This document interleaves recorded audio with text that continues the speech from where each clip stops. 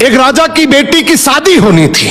बेटी की शर्त थी कि जो 20 तक गिनती सुनाएगा वही राजकुमारी का पति बनेगा, लेकिन गिनती ऐसी होनी चाहिए जिसमें सारा संसार समा जाए, और जो ये गिनती नहीं सुना पाएगा उसे 20 कोड़े खाने पड़ेंगे। ये शर्त केवल राजाओं के लिए थी। अब एक तरफ राजकुमारी का पर्ण, दूसरी तरफ एक एक करके राजा महाराजा आए।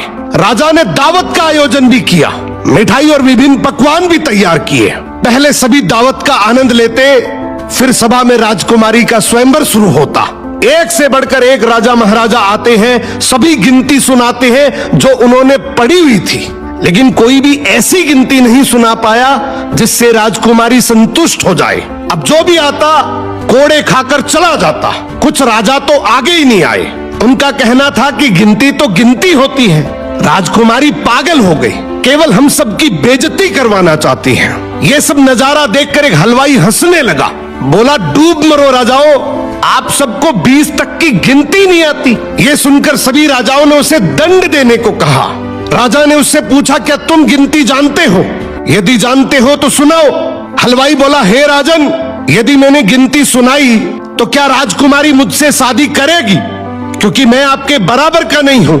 ये सुनते ही पास बैठी राजकुमारी बोली, यदि तुम ये सही से गिनती सुनाओगे तो मैं तुमसे जरूर शादी करूंगी, अगर नहीं सुना पाए तो तुम्हें तो मृत्युदंड मिलेगा। राजा की आज्ञा लेकर हलवाई ने गिनती शुरू की। उसने कहा, 1 भगवान, 2 पक्ष, 3 लोक, 4 युग, 5 पांडव, 6 शास्त्र, 7 वार, 8 खंड, 9 ग्रह, 10 दिशा, 11वां रुद्र, 12 महीने, 13 रत्न, 14 विद्या, 15 तिथि, 16 श्राद्ध, 17 वनस्पति, 18 पुराण, 19वीं तुम और 20वां मैं। ये सुनते ही सब लोग हक्के बक्के रह गए और राजकुमारी हलवाई से शादी कर लेती है।